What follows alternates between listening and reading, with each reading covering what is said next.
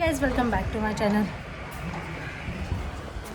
जो मागच्या व्हिडिओमध्ये मी तुम्हाला होम टूर दिला होता गर्ल्स हॉस्टेलचा, तर त्याचा आज गृहप्रवेश होतो, त्यामुळे आम्ही सगळे जमलो होतो. तर आज मी तुम्हाला माझ्या फॅमिलीशी इंट्रोड्यूस करून देणार आहे.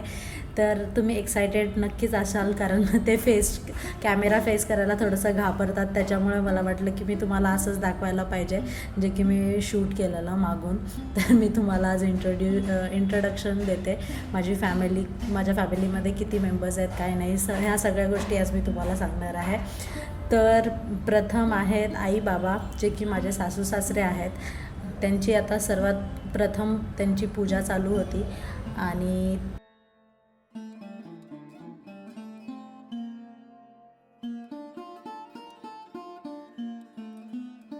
तर त्यानंतर आहेत माझ्या नणंद ताई आणि भैया.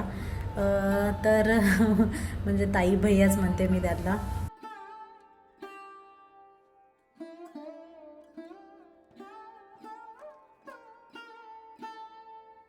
त्याच्यानंतर आहेत माझ्या ताई भैयाच म्हणते मी त्यांना पण, म्हणजे माझे जाऊ आणि भाया. तर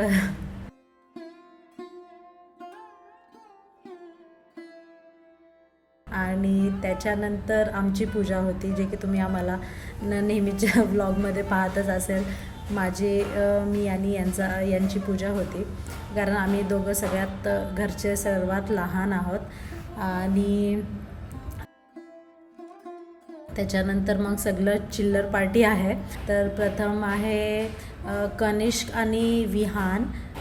कनिष्क जो हायटेड दिसतोय ते माझ्या जाऊचा मुलगा आहे, आणि विहान जे आहे ते माझ्या नणंदचा मुलगा आहे. आणि त्याच्यानंतर आहे अवनी, ती आहे माझ्या जाऊची मुलगी. आणि जो अर्णव आहे ते आहे माझ्या नणंदचा मुलगा. तर अजून 2 माझ्या नणंद मिसिंग आहेत, ते आल्या नाही आहेत ॲक्च्युली, सगळ्यांच्या शाळा चालू असल्यामुळे.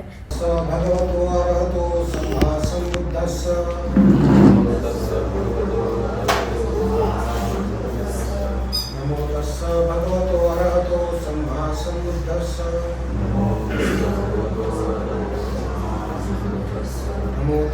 भगवतो अरहतो सम्मा सम्बुद्धस्स. बुद्धं शरणं गच्छामि. धम्मं शरणं गच्छामि. संघं शरणं गच्छामि. द्वितीयंपि बुद्धं शरणं गच्छामि. द्वितीयंपि धम्मं शरणं गच्छामि. द्वितीयंपि संघं शरणं गच्छामि. तृतीयंपि बुद्धं शरणं गच्छामि. तृतीयंपि धम्मं शरणं गच्छामि.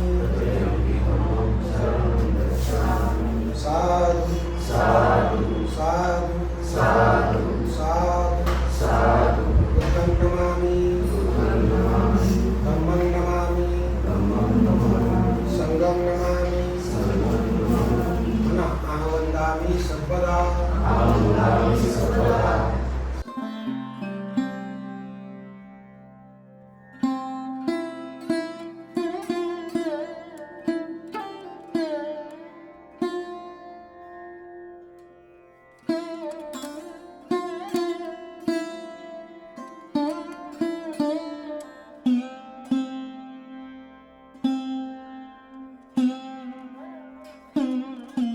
जगाला शांतीचा संदेश देणारे विश्ववंदनीय तथागत भगवान तथागताचा तो सुचरित असा सद्धम्म, तथागताने निर्माण केलेला सहायक संघ, विश्वरत्न बोधिसत्व परमपूज्य डॉक्टर बाबासाहेब आंबेडकर यांच्या महान स्मृतीस प्रकाश विचारास विवाह अभिवादन. आईचं नाव काय, बाबांचं नाव रूपादेवी हरिभाऊ मानगम. हरिभाऊ आयुष्यमाती उपासिका रूपादेवी हरिभाऊ मांजरकर आणि त्यांचा पूर्ण परिवार यांनी ही वास्तू उभी केलेली आहे. तुम्ही ही वास्तू उभी केलेली आहे तुम्हाला वाटलं की ही वास्तू उभी करावी तर त्याचा आपल्याला चांगल्या प्रकारे उपयोग आणि सर्व आम्हाला इथं विद्यार्थ्यासाठी, मुलीसाठी किंवा मुलासाठी बोर्डिंग करायचं, वसतिगृह करायचं, त्याच्या निमित्त आम्ही वास्तू उभी केलेल्या त्याच्या प्रवेशाच्या निमित्त. तर तुम्ही बोलता बोलता सहज बोलून की वास्तुशांती. आपल्याकडे वास्तुशांती नसते. हे नांदेड शहर शिवाजीनगरच्या पलीकडेच होतं, रेल्वे स्टेशनच्या पलीकडे असं जमिनी होत्या सगळ्या. तिथे या जमिनीमध्ये कुठंतरी त्या काळामध्ये ज्वारी पिकली असेल, गहू पिकले असतील, पिकले असं म्हणजे जमीन काय होती, सुपीक होती. नापीक तर नव्हती ना, नापीक नव्हती, सुपीक जमीन. आणि सुपीक जमिनीवरती तुम्ही नंतर मग इथं आलात, सगळे लोक इकडं आले आणि ही जमीन ताब्यात घेतली. तुम्ही तुमच्या खर्चाला पैसा करून ताब्यात घेतली आणि या जमिनीवरती तुम्ही वास्तू घर उभं. आता विचार करा, वास्तुशांती म्हणजे नक्की काय? ती जमीन घेतली, त्याला त्या जमिनीमध्ये पीक निघालं. पीक निघालं म्हणजे ते पीक तुम्ही सगळे त्या काळातले लोक खाले ना, त्याचं अन्न खाल्लं ना. जर पिकही जरी काढलं नसेल तर गवत तरी निघालं, गवत निघाल्यानंतर ते पुन्हा गुराढोरानं खाल्लं ना, म्हणजे पीक जमीन चांगली होती. जमिनीला नाव ठेवता येते नाही ठेवत. दुसरी महत्वाची गोष्ट, या जमिनीवरती तुम्ही मुळवा टाकला आहे. मुळवा म्हणतो कोणी पिलर टाकतात ना, आपल्या पद्धतीनं पूर्वीच्या काळामध्ये मुळवा म्हणायच्या, त्यांना माहीत असेल. आता तुम्ही पिलर टाकलेले, पिलर टाकले, गजाळी मागवली, सिमेंट मागवली, खडी मागवली, बरोबर, वाळू मागवली, पाणी मिक्स करून, सगळं मिक्स करून ते पिलर उभे केले. एवढे मोठे उभे केले, बरोबर. हे पिलर उभं केले, ते पिलर उभं कुठे केले? माणसाने केले, बरोबर. दुसरी महत्वाची गोष्ट अशी आहे, त्याच्यामध्ये मग विटा आल्या, तुमची वाळू आली, सिमेंट आली, बरोबर आहे.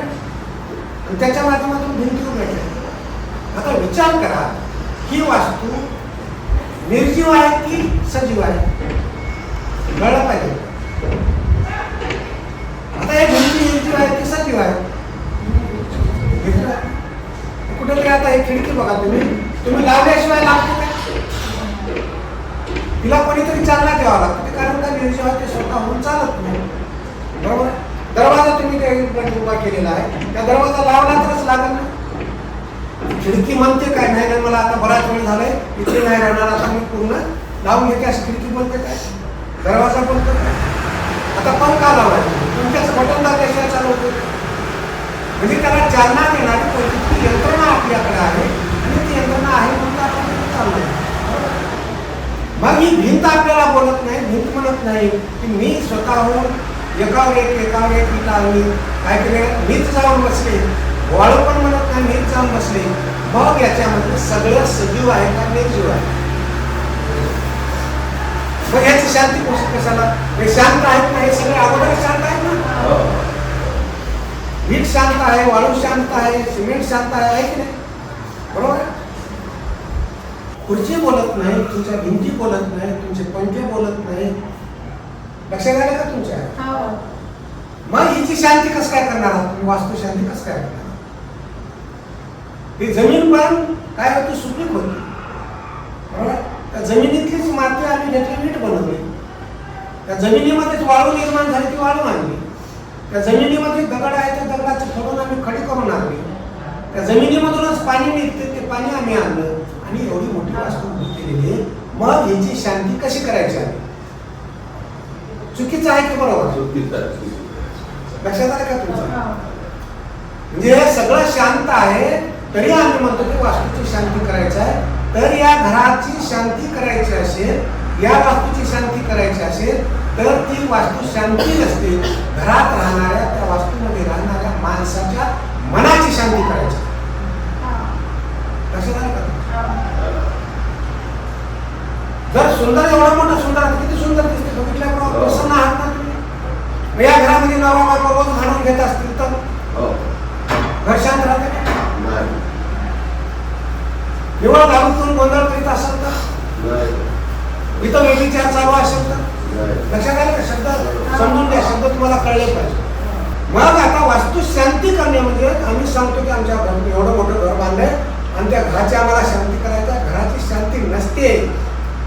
माणसाच्या मनाची शांती करणे म्हणजे शांती नसते. लक्षात आलं का तुमच्या? आणि हे बुद्ध कधी सांगतात 2500 वर्षापूर्वी.